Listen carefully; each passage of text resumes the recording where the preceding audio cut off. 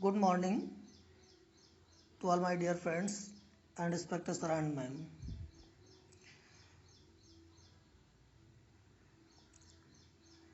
आज की क्लास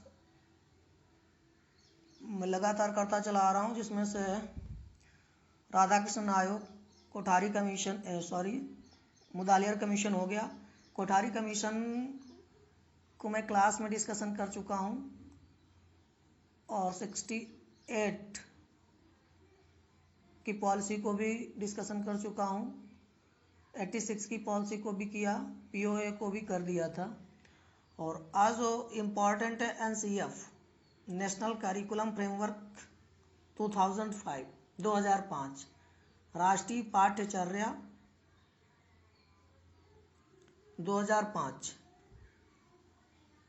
राष्ट्रीय पाठ्यचर्या रूपरेखा 2005 के विषय में बात करना है, जो बहुत ही इम्पॉर्टेंट दस्तावेज है शिक्षा के जगत में। इसकी अपनी एक महत्वपूर्ण कुछ खूबियां हैं। ये एक ऐसा दस्तावेज है जो पुनः वास्तविक भारत की ओर वापस लाने की बात कह रहा है। थोड़ा सा इसके बैकग्राउंड में इंट्रो के रूप में आना चाहते हैं। जैसे कि हम लोग सभी ये जानते हैं कि 1986 की पॉलिसी में ये डायरेक्शन दे दिया जा चुका था कि जो नेशनल करिकुलम फ्रेमवर्क है प्रत्येक 5 वर्ष पर उसे रिवाइज किया जाना चाहिए था। सन 2000 में जो राष्ट्रीय पाठ्यचर्या रूपरेखा तैयार की गई थी, इधर ये अपना कार्यकाल पूरा करते हुए 2004 का समय आ चुका है। वहीं पे सन 2004 में केंद्र में एडीए की सरकार के स्थान पर यूजीए की सरकार सत्तारूढ़ हो जाती है।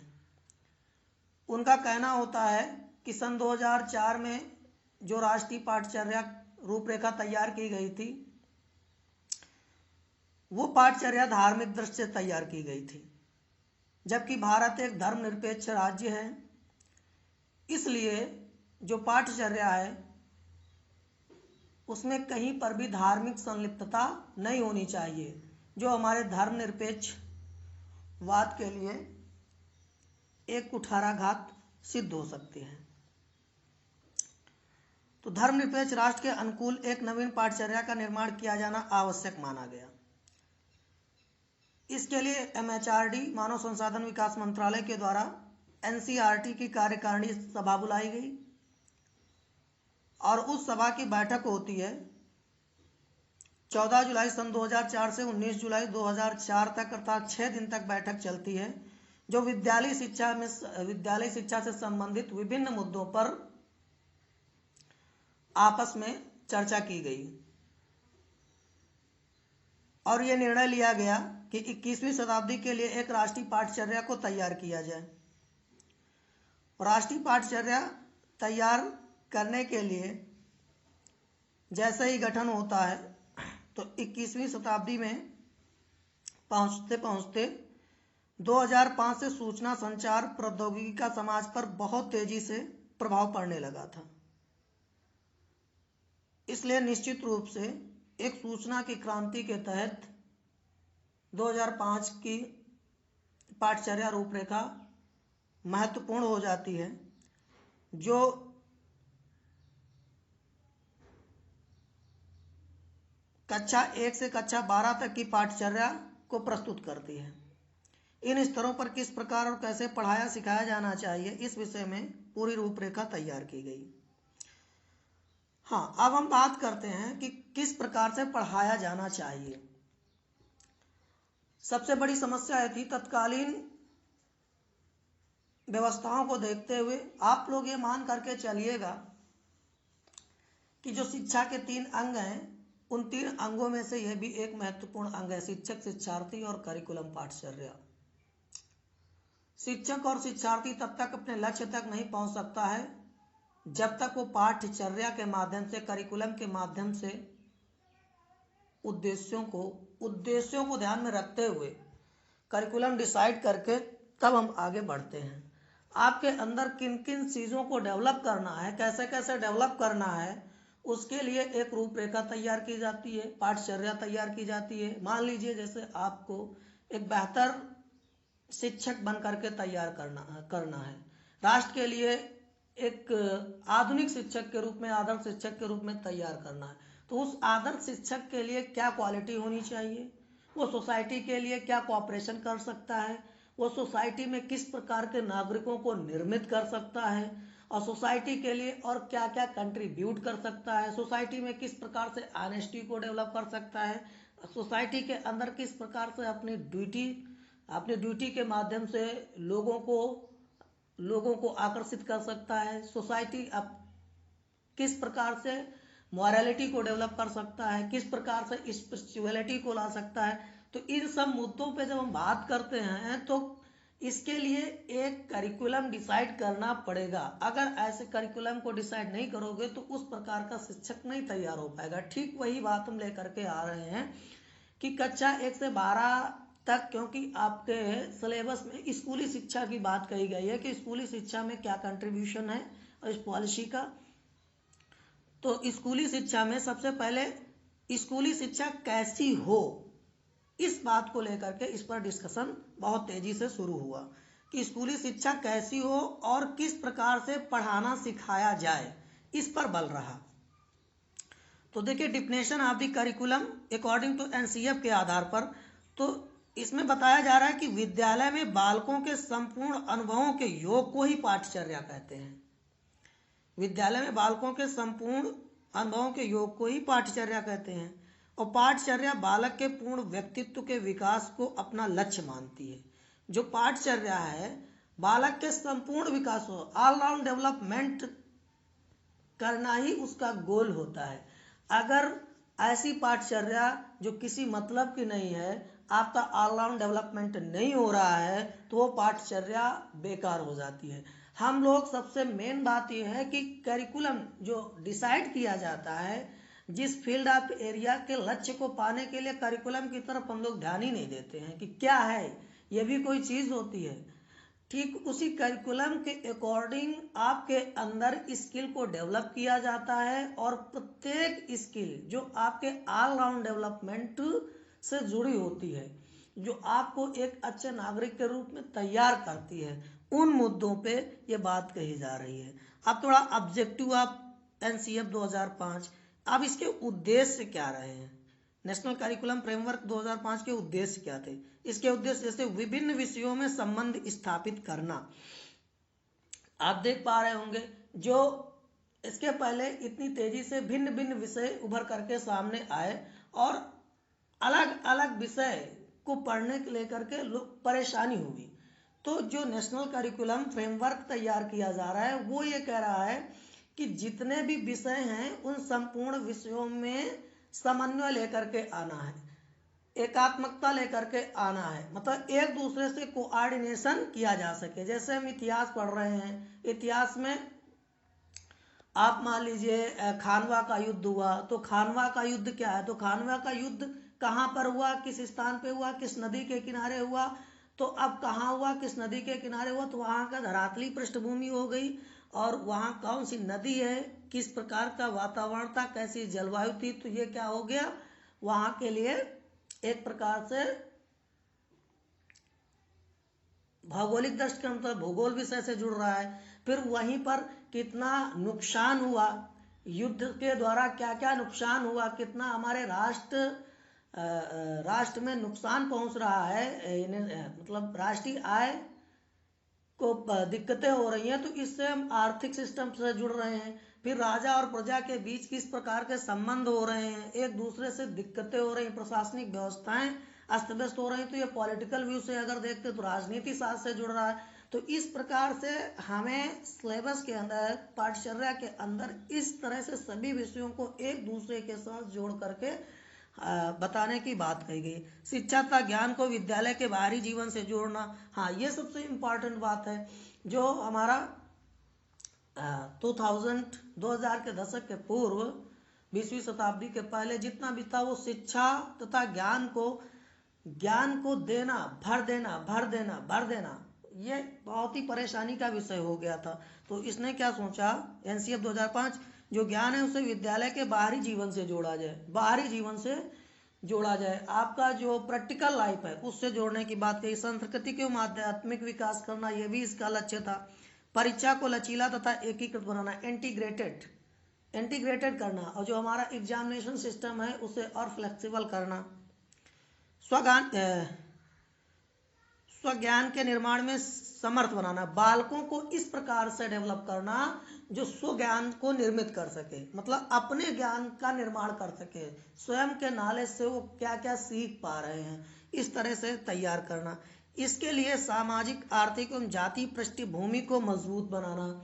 जो हमारा राष्ट्र किस प्रकार से है, विभिन्न प्रकार से, इसमें सामाजिक, आर्थिक एवं जाति विभिन्नताओं को देखते हुए बहुत विषमताएं हैं। तो जो हमारा नेशनल करिकुलम फ्रेमवर्क 2005 है वो इस प्रकार से पृष्ठभूमि को तैयार कर रहा है कि सामाजिक, आर्थिक एवं जाति पृष्ठभूमि, सामाजिक स्तर भी उसका मजबूत हो, आर्थिक स्तर भी मजबूत होना चाहिए, और जाति पृष्ठभूमि, क्योंकि जातिवाद जो कास्टिज्म है वो बहुत ज्यादा प्रभावित करता है, तो जातिवाद को रिस्पेक्ट विद वर्क से जोड़ा जाना चाहिए। जो ऐसी स्किल्स को डेवलप करके जिस व्यक्ति में या जिस जातीयता की जो स्किल है उसे रिस्पेक्ट के आधार पर करिकुलम में लेकर के आना चाहिए, जिससे क्या है उसकी पृष्ठभूमि मजबूत होगी और उसके प्रति लोगों में एक अच्छी सी अवधारणा डेवलप होगी। आगे मेन पॉइंट्स आप एनसीएफ, कुछ महत्वपूर्ण पॉइंट हैं जो आपको ध्यान में रखना है और सोचना है किस प्रकार से काम करना है, इन्हें याद करना बहुत जरूरी है। जैसे रटंत्र प्रणाली से शिक्षा को मुक्त करना, ये इसका रटंत्र प्रणाली से, आज भी अगर हम देख रहे हैं तो रटंत्र प्रणाली, जो रटना है, केवल रटना, नोट्स बनवा दीजिए, ये करा दीजिए, ये एग्जाम आप पॉइंट्स ऑफ व्यू से चीजों को बता दीजिए, रट करके हम परीक्षा दे दें, बस हमारा मोटो क्या रह गया कि एग्जाम देना, रटना।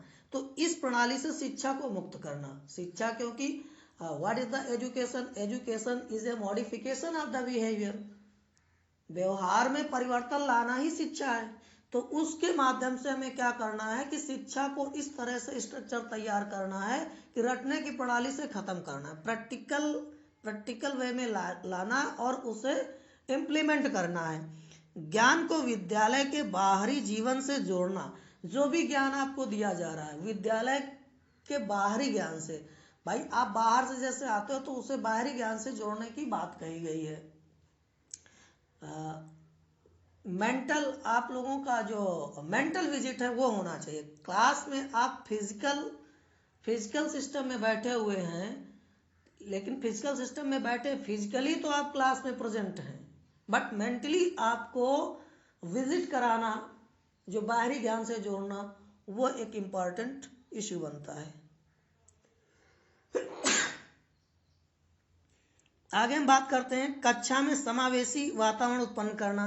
इंक्लूसिव एजुकेशन आप समझ पा रहे हैं कि हर किसी के साथ समानता लेकर के आना, हर किसी मतलब कक्षा आपकी समावेशन में होना चाहिए, हर किसी के क्वालिटी को, हर किसी की कंडीशंस को रिस्पेक्ट करना और उसे लर्निंग में कोऑपरेशन करना, समानता की दृष्टिकोण से इस बात पे ध्यान देना है। ऐसा वातावरण स्थापित करना है, किसी के प्रति किसी प्रकार का डिस्क्रिमिनेशन नहीं होना चाहिए। हर एक स्टूडेंट जो उसका सोशियो इकोनॉमिक कल्चर है, जो भी बैकग्राउंड है, उस बैकग्राउंड का रिस्पेक्ट करना है और उस बैकग्राउंड की कुछ नई चीजों को सीखना है, जो कल्चरल ट्रांसफॉर्मेशन होना चाहिए, ट्रांजैक्शन होना चाहिए, एक दूसरे के विचारों को, संस्कृति को आपस में बदल करके कुछ सीख सके। इसके बाद बालक को चौमुखी विकास के अवसर प्रदान करना, हाँ चौमुखी, ऑल आउट डेवलपमेंट के अपॉर्चुनिटी प्रोवाइड कराना। ये जो करिकुलम है अपॉर्चुनिटी प्रोवाइड कराने की बात कह रहा है, अच्छे से अपॉर्चुनिटी प्रोवाइड कराई जा सके।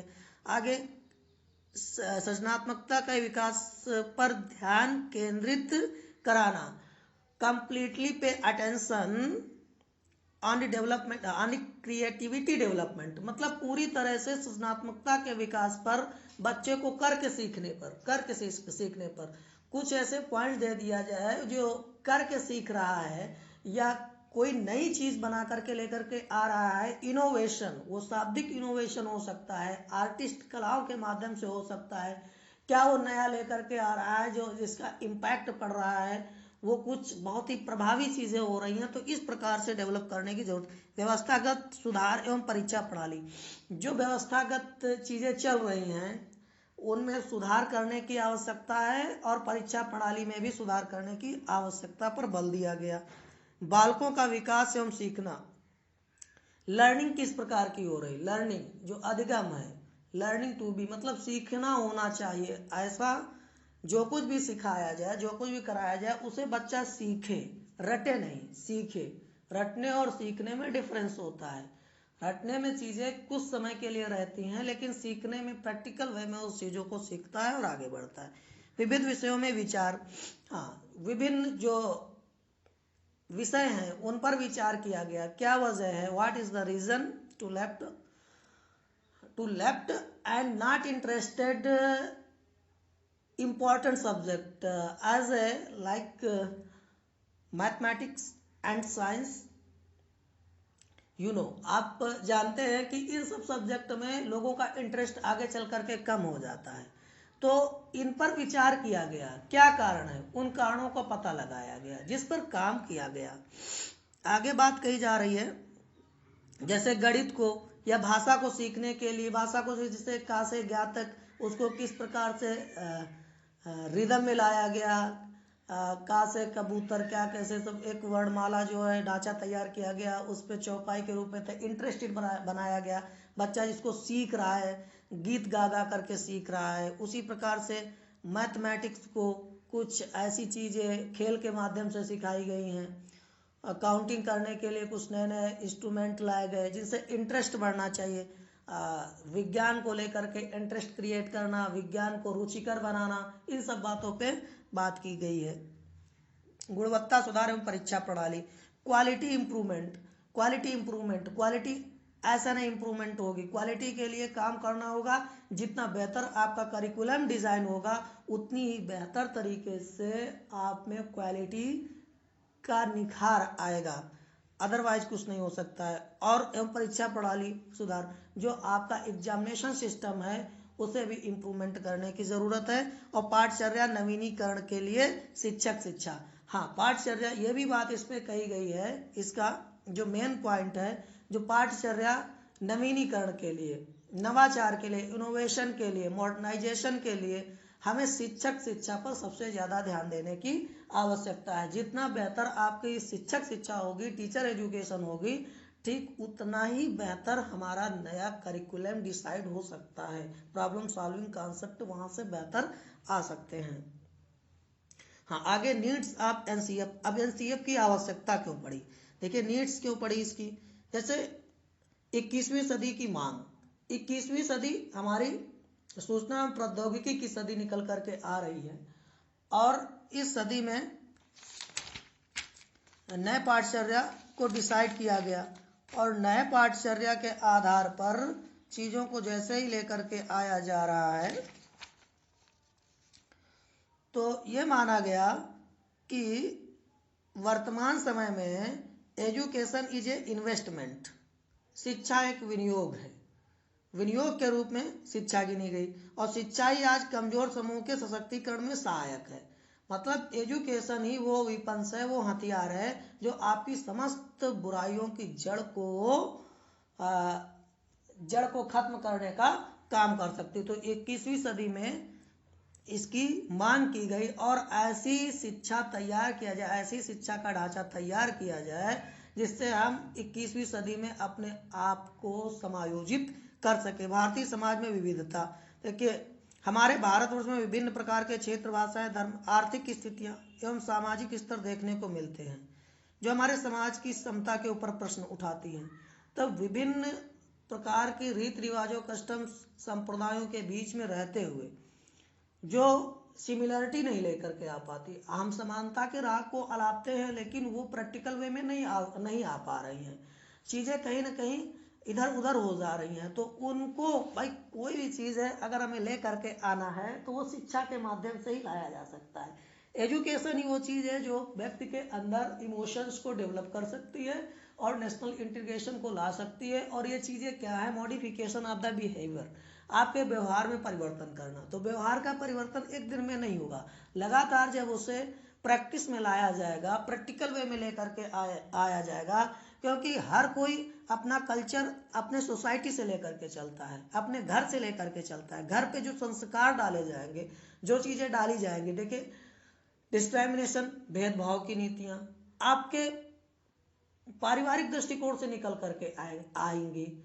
कास्टिज्म सिस्टम आपके पारिवारिक दृष्टिकोण से निकल करके आएंगी वो चीज़ें कि वो हैं, उनसे आपको नहीं मिलना है, उनसे आपको नहीं मिलना, किसका रिस्पेक्ट करना, किसका रिस्पेक्ट नहीं करना। ये क्या है, जैसा आप, बच्चा तो कोरा कागज है, जितनी कुछ जो चीज़ें आपके अंदर देखी जा रही हैं वही संस्कार उसके अंदर पढ़ते जा रहे हैं।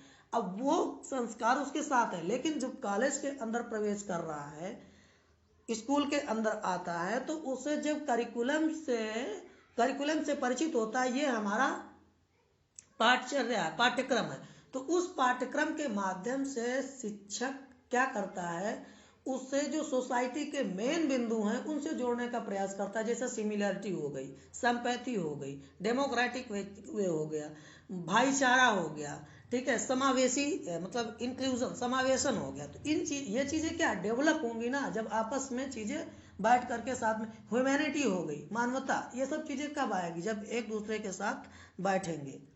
आगे परिवर्तन के लिए आवश्यक है, यह निश्चित रूप से माना गया है कि परिवर्तन प्रकृति का नियम है। जैसे जैसे परिवर्तन होता जा रहा है, वैसे वैसे परिवर्तन के साथ हम आपको इस्टेब्लिश करना होगा।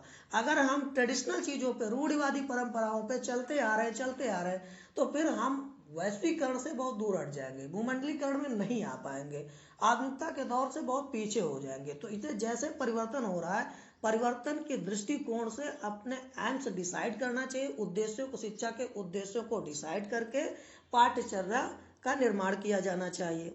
संवैधानिक बाध्यता, जिस प्रकार से राजनैतिक, आर्थिक, सामाजिक क्षेत्र में समानता की बात की जाती है, और वो सारी चीज़ें क्या हैं, एजुकेशन के माध्यम से ही संभव है।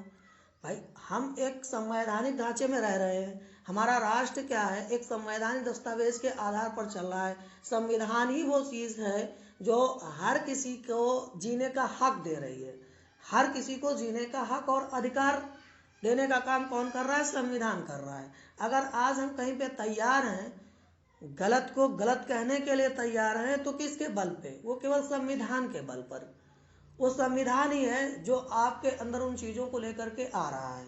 लेकिन अगर संविधान को कक्षाओं में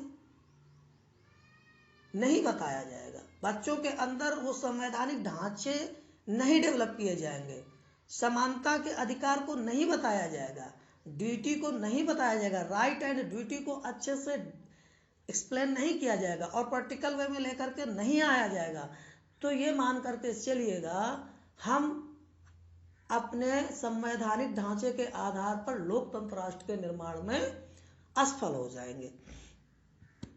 आगे बात एनसीईआरटी का आवधिक व्यायाम। एनसीईआरटी, जैसा कि एनसीईआरटी 1986 एनपीई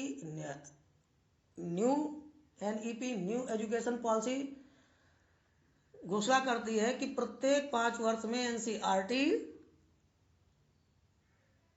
अंतराल में पाठ्यचर्या का रिवाइज करे, फ्रेमवर्क तैयार करे, उद्देश्यों के आधार पर उस पर संशोधन करती जाए। इसलिए प्रत्येक 5 वर्ष में यह डिसाइड होता रहता है। शिक्षा का आधुनिकीकरण, बस वही बात आ रही है कि मॉडर्नाइजेशन, ये किसके माध्यम से, जैसा अब आज के शिक्षा के आधुनिकीकरण की क्या आवश्यकता है। अगर आज के परिप्रेक्ष्य में, प्रेजेंट पर्सपेक्टिव में अगर हम देखेंगे, तो आज की जो ज़रूरत है सबसे ज़्यादा, हमें किस प्रकार के लोग बेरोजगार घूम रहे हैं, तो उन बेरोजगारों को काम देने की आवश्यकता है। तो जो हमारा करिकुलम डिसाइड होना चाहिए, कैसा होना चाहिए, स्किल बेस्ड डेवलप होना चाहिए, जो आधुनिक समय की मांग है। आधुनिकता की क्या मांग है कि हमें ऐसा करिकुलम डिज़ाइन किया जाए जिससे लोगों के अंदर स्किल और वोकेशन, व्यवसाय की ओर आगे बढ़े।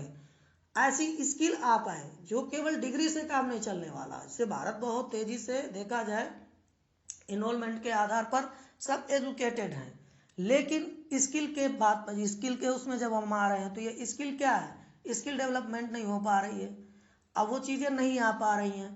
तो ऐसे करिकुलम को डिसाइड किया जाए कि स्किल के आधार पर लोगों को काम मिल सके। इंडस्ट्रियल एजुकेशन मतलब औद्योगिक शिक्षा पर बल दिया जाए, व्यावसायिक शिक्षा पर बल दिया जाए, जो लोग कम से कम व्यावसायिक जीवन के साथ साथ मतलब व्यावसायिक शिक्षा मिले जिससे अपने सामान्य जीवन को बेहतर कर सके। और उसके साथ साथ सामान्य शिक्षा भी होनी चाहिए जो आपको moral duty, culture system, living style, ये सारी चीज़ें सिखाती है। तो इस प्रकार से विद्यालय शिक्षा में सारी की सारी चीज़ें डेवलप की जा सकती हैं। और इस पर जो है एनसीएफ 2005 ने बहुत अच्छे से काम किया है, जो एसपाल की अध्यक्षता में इस नेशनल करिकुलम फ्रेमवर्क को तैयार किया गया था। Thank you.